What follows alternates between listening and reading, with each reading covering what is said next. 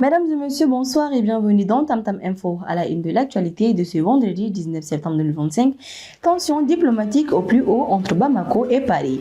Suite à l'arrestation d'un agent français, la France expulse des diplomates maliens. Bamako réplique en expulsant 5 diplomates français et met fin à la coopération. Héritage et souveraineté, une table ronde de haut niveau s'épanche sur les idéaux panafricanistes de Modibo Keïta pour inspirer la construction de l'Alliance des États du Sahel. Rayonnement international, la chanteuse Fatoumata Diawara devient l'artiste africaine francophone la plus écoutée au monde. Une consécration en cette année de la culture au Mali. Lutte contre le terrorisme, les femmes amènent une nouvelle opération chirurgicale dans le secteur de Kidal et neutralisent un groupe suspect. La crise diplomatique entre le Mali et la France a atteint un point de non-retour suite à l'arrestation d'un agent des services de renseignement français accusé d'être impliqué dans une tentative de déstabilisation du pouvoir malien. Paris a riposté en expulsant des diplomates maliens en poste en France. La réponse de Bamako ne s'est pas fait attendre. Dans une logique de réciprocité, les autorités maliennes ont expulsé à leur tour 5 diplomates de l'ambassade de France à Bamako et ont décidé de l'arrêt de toute coopération. Une escalade qui marque une rupture profonde dans les relations entre les deux pays. À l'approche des célébrations de notre fête de l'indépendance, le Mali s'épanche sur son histoire pour éclairer son avenir. Le mémorial Modibo Keïta a accueilli hier une table ronde de haut niveau en présence de plusieurs ministres, historiens et personnalités politiques.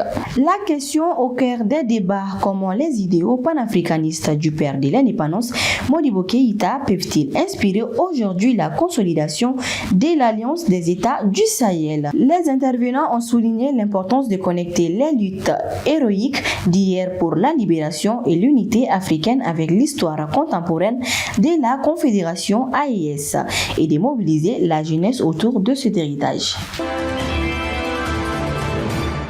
Dans ces contextes, une nouvelle vient illuminer le ciel malien et faire rayonner notre culture.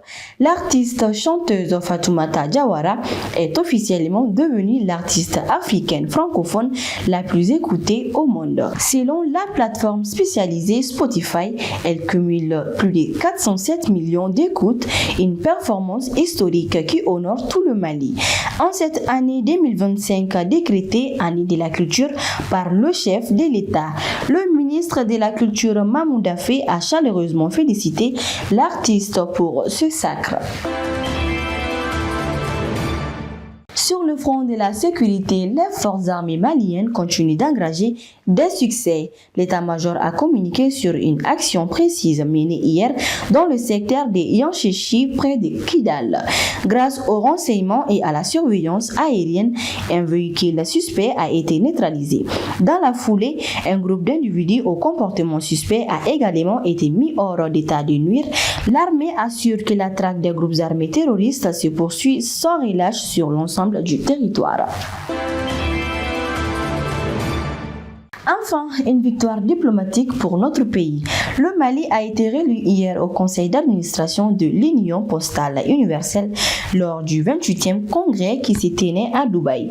Ce succès est perçu comme une reconnaissance internationale des efforts du pays dans le secteur postal et comme le fruit d'une diplomatie dynamique menée en collaboration avec les pays amis, notamment ceux de l'AES.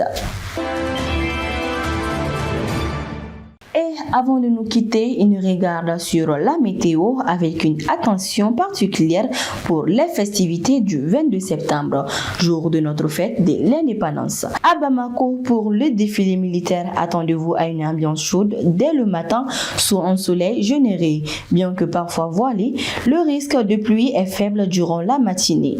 Pour le reste de la semaine prochaine, le temps restera chaud et ensoleillé sur une grande partie du pays. Les maximales atteindront 37 degrés à Kaï et 35 degrés à Mopti, où quelques pluies éparses pourraient toutefois rafraîchir l'atmosphère. C'est la fin de cette édition. Merci de votre fidélité sur Tam Tam TV. Nous terminons ce journal avec une pensée du leader panafricaniste guinéen Ahmed Sékou Touré qui résonne avec l'actualité du jour. Il n'y a pas de dignité sans liberté, pas de liberté sans combat et pas de combat sans unité. Au nom de toute la rédaction, nous vous souhaitons un excellent week-end.